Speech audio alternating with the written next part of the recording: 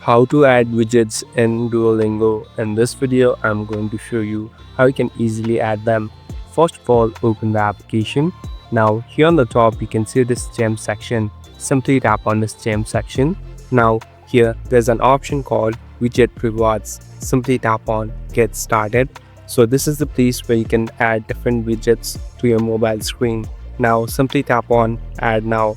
Again, tap on continue. So the widgets has been added in your front home page. Here you'll be even able to get different rewards, and after you do that, even there's an increase in XP of your gameplay. Thank you for watching this video. I hope this video will help you.